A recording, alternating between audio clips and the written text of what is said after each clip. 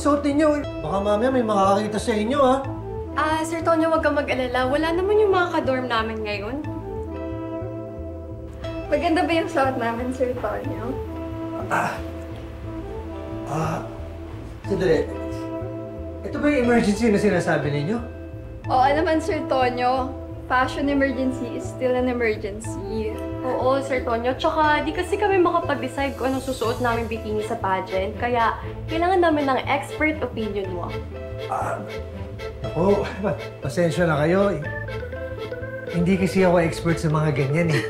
Sus, ang humble mo talaga, Sir Tonyo. Gusto mo ba yung outfit namin? Hindi ba? Masagwa.